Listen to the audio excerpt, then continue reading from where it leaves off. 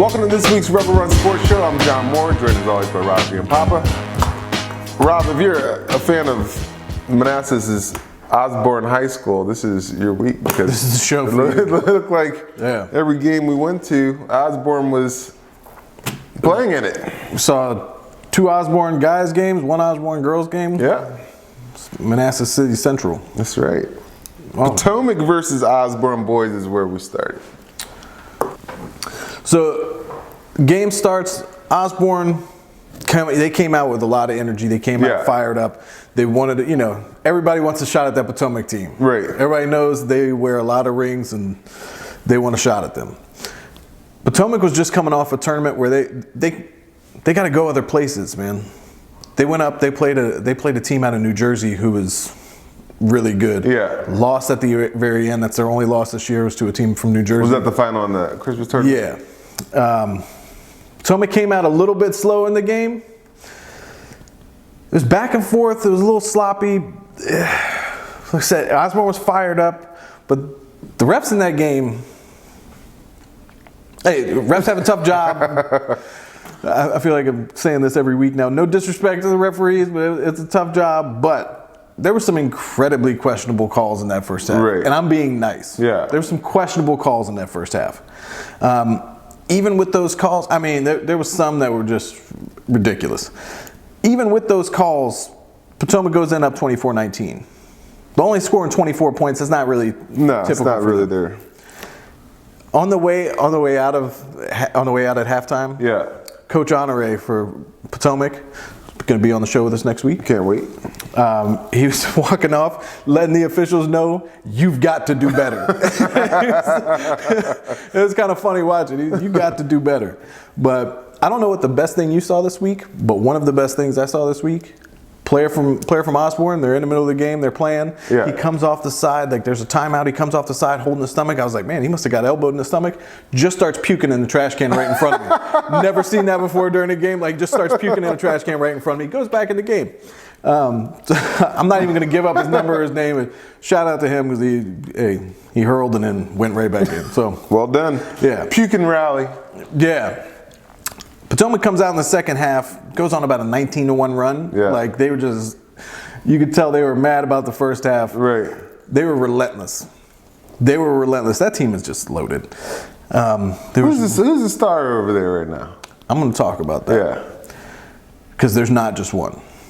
I mean, there's several of them. Right. But they don't play like that. Yeah. There was one fan from Osborne who had to be a student there. He was, those fans that they don't stop, you know what I'm saying? Yeah. Like they get fired up and they go a little overboard sometimes. Well, there's a fan from Osborne who was kind of giving Potomac the business in the first half of that game. There was a fan from Potomac that was he was like one of those older basketball heads where he's been to a lot of games, right. He knows the sport. Well, he was fired up yelling in the first half, yelling at the refs. The Osborne guy kept yelling stuff back at him, like just trying to antagonize him and stuff like that. I was thinking, dude, you better watch yourself. They may have that old man strength to come and get you, man. Old man strength is real. It is, man. Yeah. You got to watch out. And he was not happy during that, seeing all those calls. But they came out 19-1 run. They kind of put that game out of reach at that point. It looked like a totally different team in the second half. Right. They were unstoppable. They've got about 6 or 7 guys who could drop 15 at any point. I mean, they are loaded. Yeah. Elijah Camp. We saw him last year in the state tournament. He's athletic. He can get to the rim. He's good. Right. Only had 4 points in the game. Really? But he had 7 assists. Like he doesn't.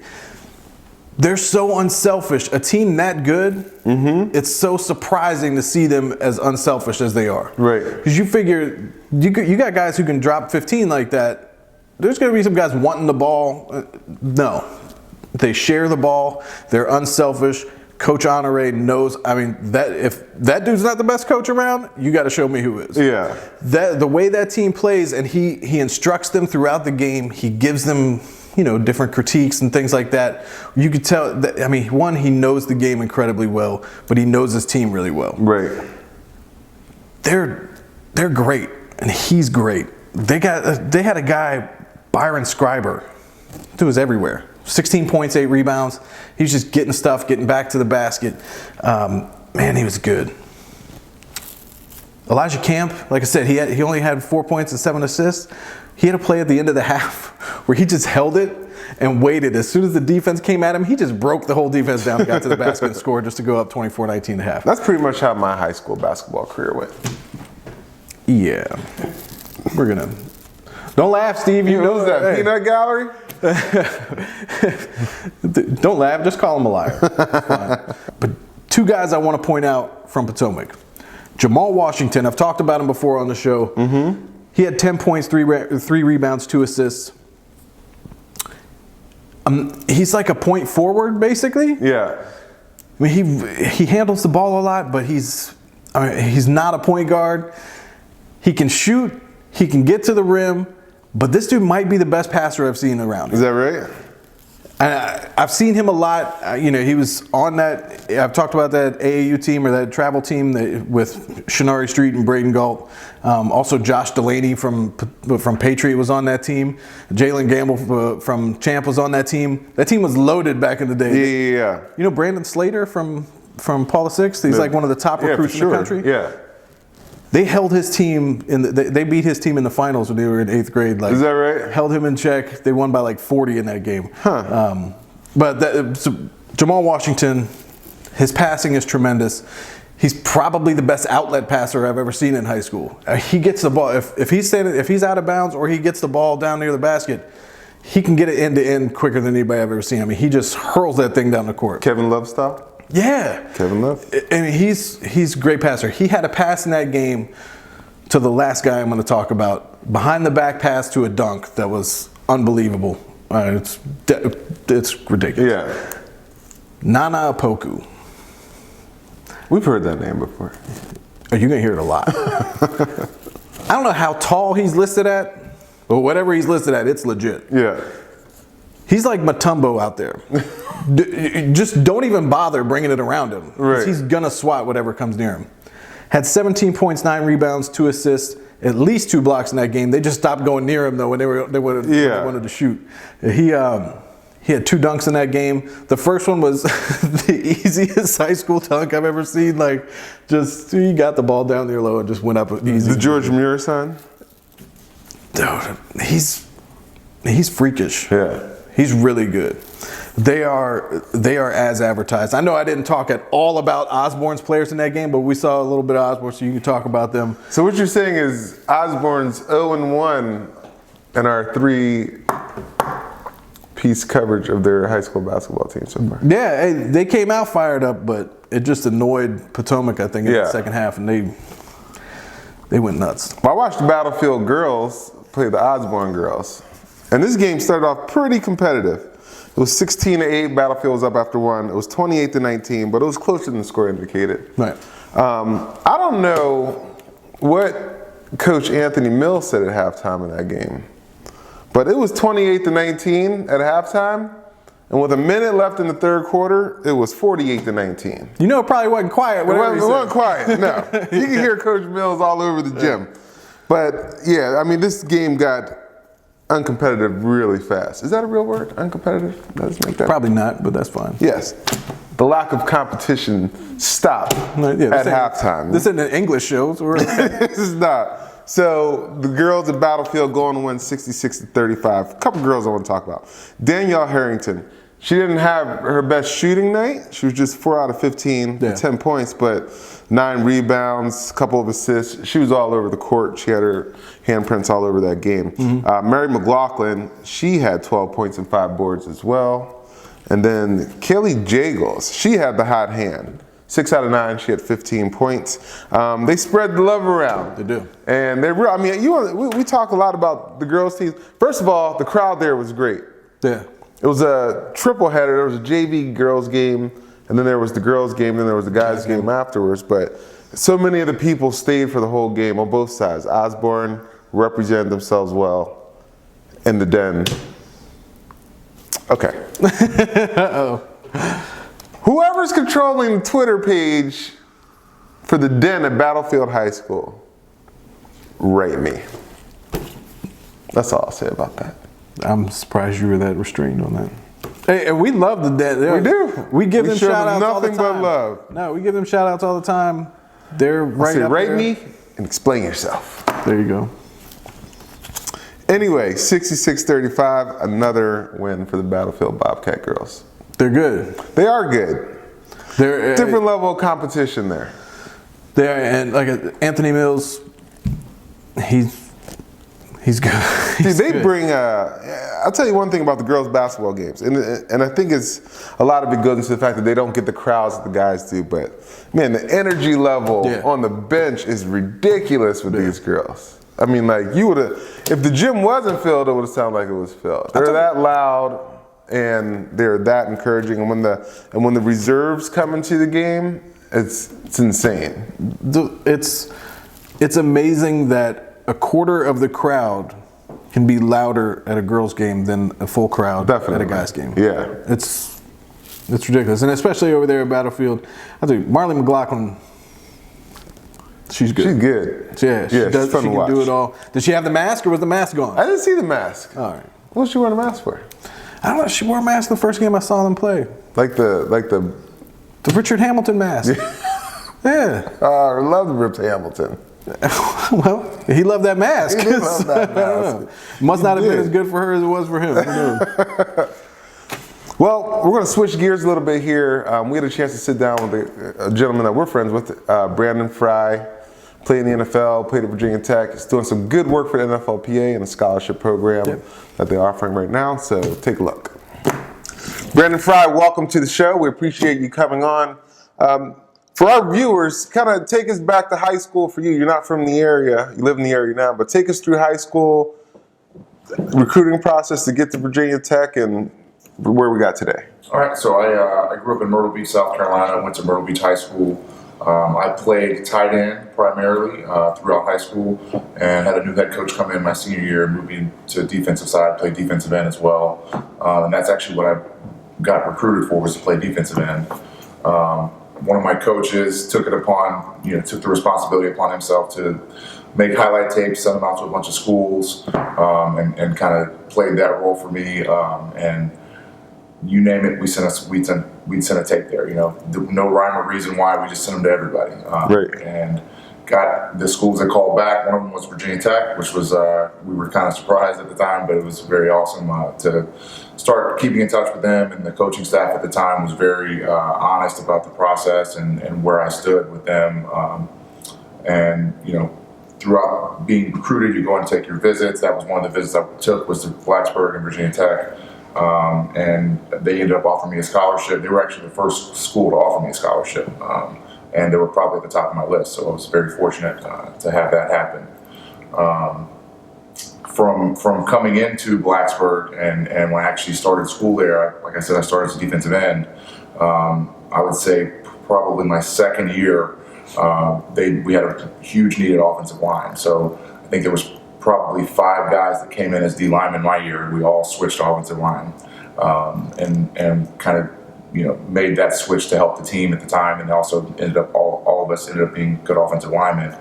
So it helped us out as well. And then by my junior year, I was playing as a backup role. And then the guy that was starting in front of me got hurt the last game of the year, and I came in and started for him. And then that kind of rolled into my senior year. I started and played the whole season my senior year.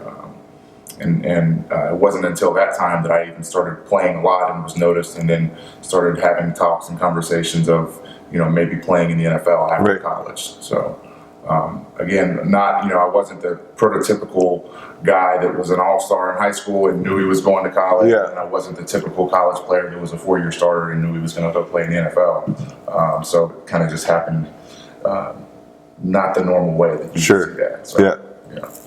Well, you talked about getting recruited and the coach helping you and sending out tapes. How important was that to have that coach that was behind you, kind of pushing you out there? It was huge. It was very huge. And it was something he did, like I said, he did it on his own. He kind of came to me halfway through my senior year and said, look, you're playing really well right now. You've had some really good games, and you've had some times where you haven't played as great. And he kind of made this highlight film and sat down and showed me when, this is really good here and this is not so good when the play's going away and you kind of give up on the play here. So, people are watching this is important stuff. And he said the next, 3 or 4 games, if you can kind of string together some good games and some good film and realize what's at stake here, then, we'll add on to this tape and send it out to some schools. Right. And at that point, and he was very real about it. He said, if you can't do that, then you can just kind of keep this as a memory of like your high school.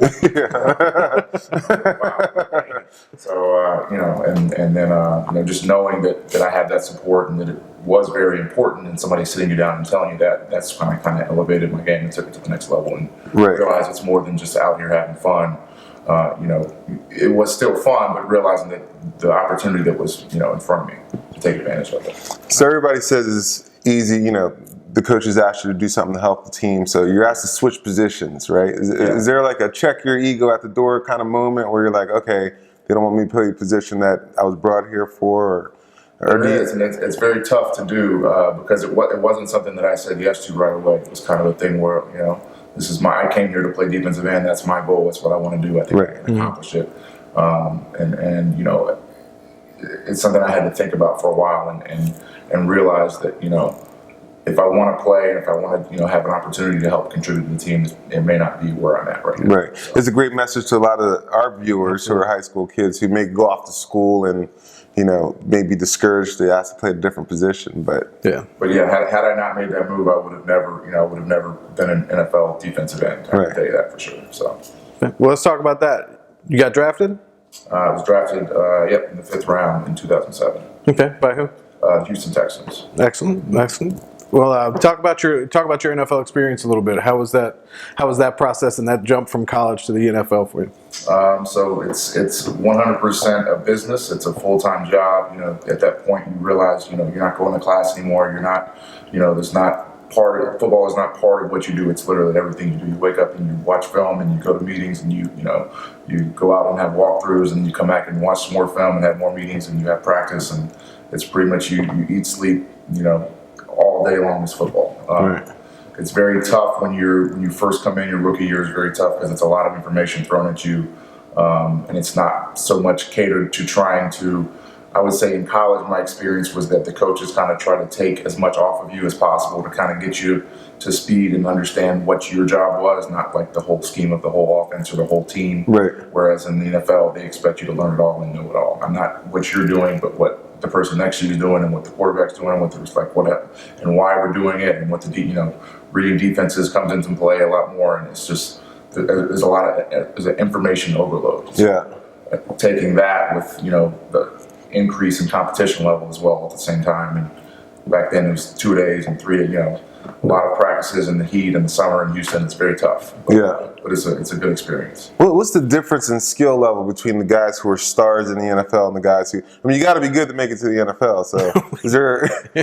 Well, the skill level, it's not there's a difference in skill level, but there's also a difference in your will and like how much work you're willing to put into it, and how much time you're willing to put into studying and doing that. And, it's very clear. When I came in, there were guys who showed up at the last minute and we were barely on time, and there were guys who were there way before anybody else, and they were also the last people to leave. And you could kind of tell who those people are and what role they play in the team, and it was very clear to the which coaches the coaches prefer you to do and be this guy versus the guy that's coming in and being at the end of the day, when there's a decision on if you're neck and neck skill wise and ability wise with somebody and you're the guy that's there all the time and then the other guy's not, that's going to be a difference maker for you. So well, fast forward to today, you're doing some very cool stuff with the NFLPA.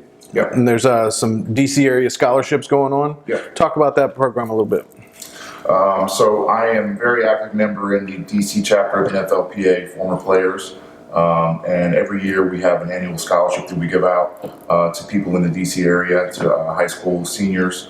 There are a few requirements for it. So they have to have a GPA of 2.0 or better. They have to be accepted to a 2-year or 4-year college or university. Okay. They have to have a coach that's willing to nominate them for the scholarship. And they have to have not accepted any scholarship funds or grants to participate in college athletics. They have to have participated in varsity level athletics for at least 1 year. It didn't have to be the most recent year. And they cannot be the son or the daughter of a current or former NFL player. Cool. That's awesome. Very cool. Yeah. I hope the coaches are watching. Basically. I'm sure they are. Yeah, you know that. Hey, shout out to Nathaniel Chung. He was one of the first people that, when we said something out, he was one of the first people who responded and said, "Hey, I want to submit that." Very good. Excellent. Well, Brandon, we appreciate it.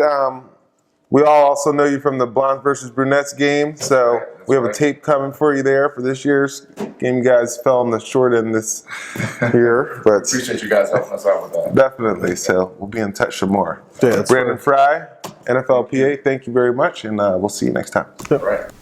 So thanks again to Brandon Fry, and we hope to see him more. We'll talk about Blondes versus Brunettes, Virginia Tech Hokies. Yeah. UVA. Oh, that Virginia Tech UVA game next year's got all sorts of fun goodies in it for us. Got a couple of guys from up here that are going to be playing in that game. Not on the Tech side, but Reggie Floyd. Reggie Floyd's our guy. Reggie Floyd is, man. And I'm tell you what, Nicole, man, we need you to play cameraman Steve. Absolutely. She will abuse him in a game. She will abuse him in a game, man. Oh my God.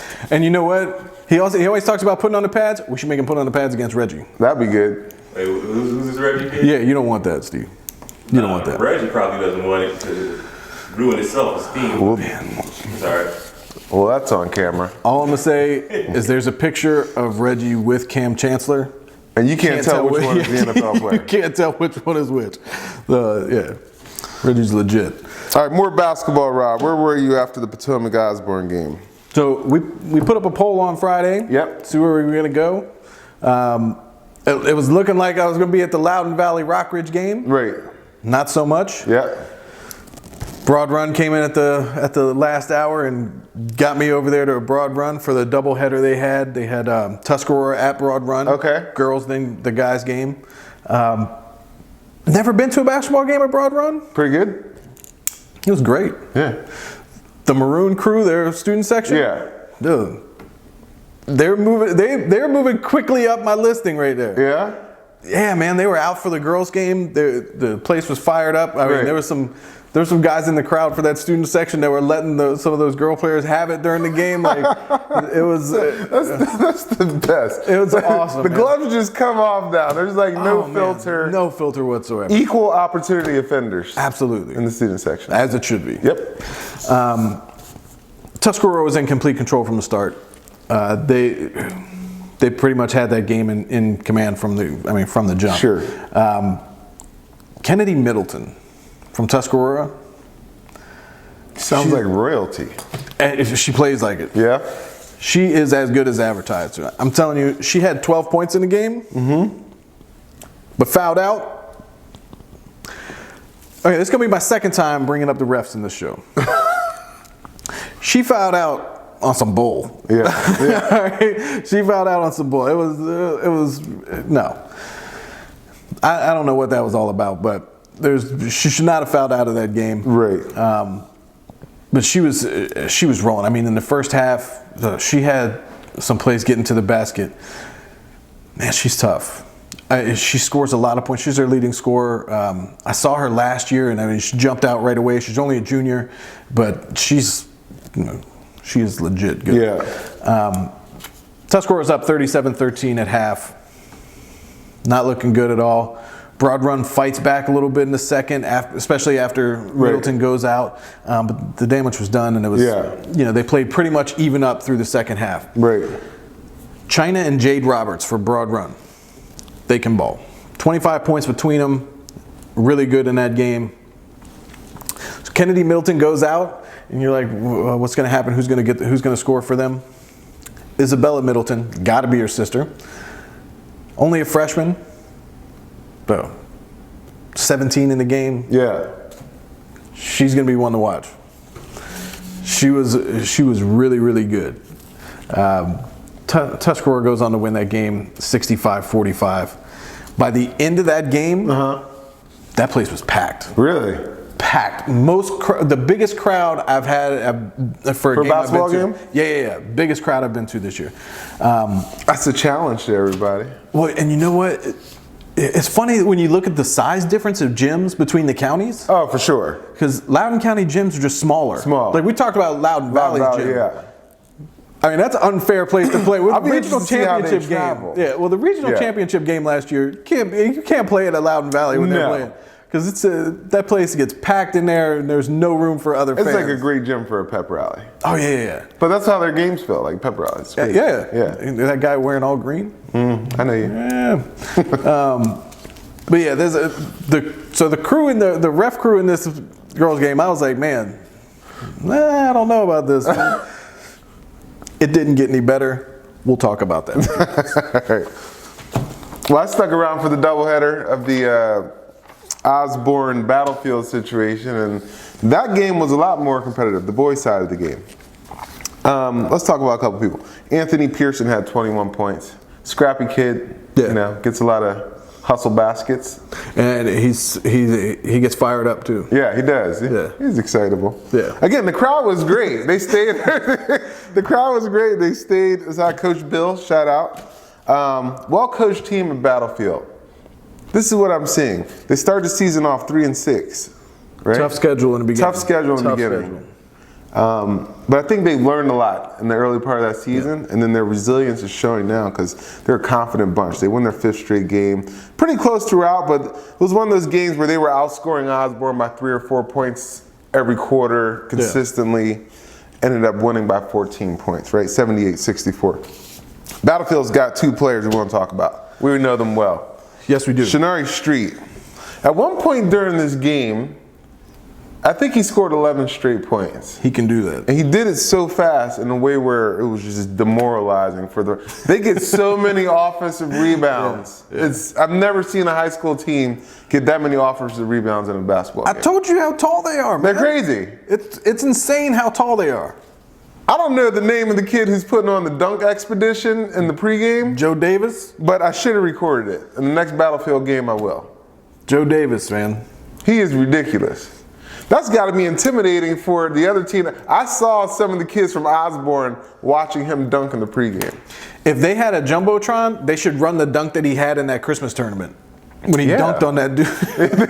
They should. We should run that. Yeah, well, as a matter of fact, we did. Brayden Galt, He's insane. 34 points. This kid can get his own shot. You could tell they were, every time he touched the ball, the whole Osborne side, you could just hear them yell, guard him! And he was just dropping threes in the first half. Kept a hot hand. They start double teaming him. He creates his own shots.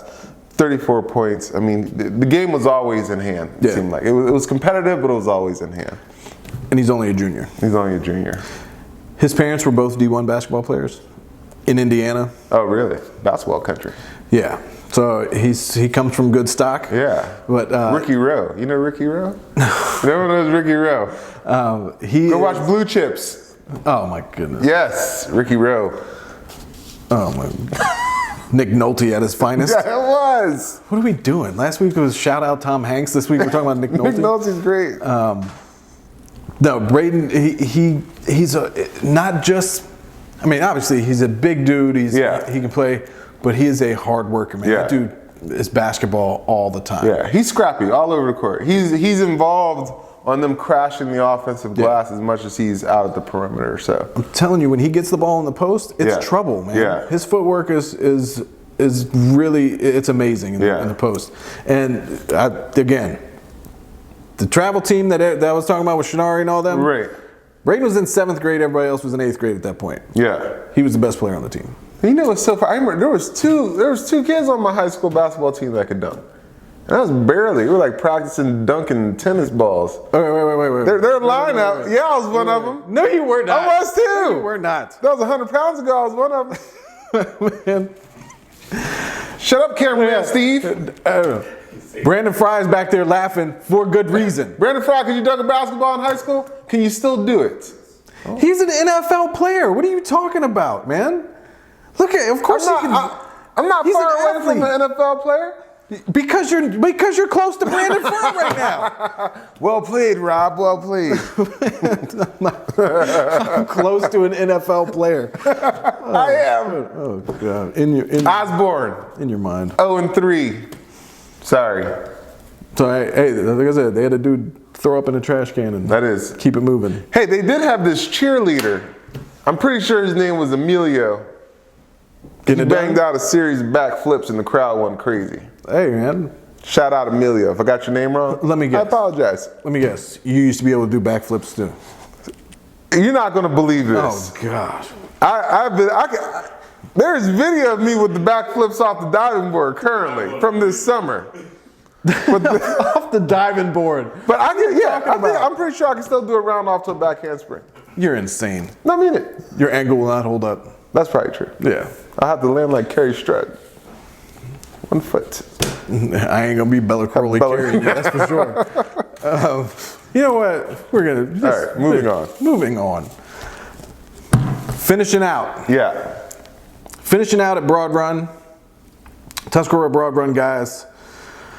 Place was insane, packed. Like there was people walking in, and they were like, "Man, I've never seen this many people here for a basketball game." Yeah. I don't know what was going on, but there was standing room only. You know, usually I like to get a good spot up in this. Right. Not a shot of that. Yeah. So I was down on the floor for the whole game. The Maroon Crew, again, great throughout the game. Right. Great throughout the game. They were engaged from the tip. There was when a foul was called they didn't like, they let the referees know. And let me tell you something, there was a lot of those. Third time I'm gonna get into the refs. The same ref crew from the girls' game. I'm sorry again, no disrespect, but it looked like they got paid per whistle. I'm not even kidding. Looked like they got paid per whistle. It was more fouls than I've ever seen in a game. Games are only 32 minutes, right? Yep. There were 57 fouls called in that game. That's shameful. How are you gonna have almost double the number of minutes in the game? Shouldn't they start running out of players at some point? Yeah. They foul out after 5. They just call fouls. They called them on everybody. Everybody. It was the longest game ever because of that. Who won? Well, let me start here. Tuscarora's coach, Yeah. Coach Al Smith, Okay. colorful jackets. Yeah. He's got a little Craig Sager thing going on. Okay. Not even like Sure. because Not on of Craig purpose? Sager. No, just hey, gets him on. Yeah. Tuscarora was up by 1 after, or they were up in the first. They were up 21-15.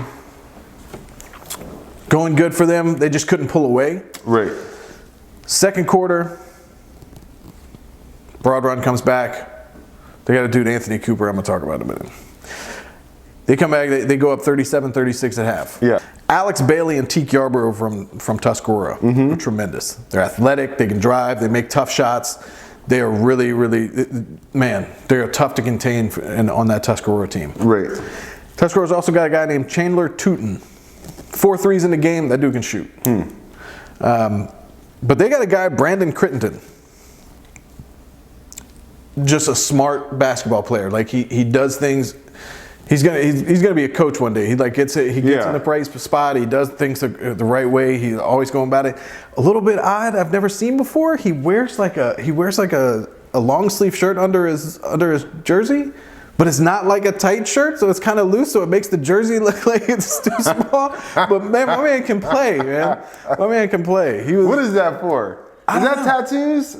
I don't know what it's for. They make them cover tattoos in high school in the area? I don't think so, because I've seen a couple of guys with him out. Yeah. But he's a smart basketball player. Tuscarora gets up 52-50 heading into the fourth. There's a lot of guys who scored in this game. I mean, Scott Collins had 12 for Broad Run. Isaac Dove had 12. Bryson Dolly had 8. But this game was all about Anthony Cooper. This dude had 31. Yeah. Handled the ball constantly. He can slice to the basket. He can get there. He can pull up and shoot. Right. He can handle.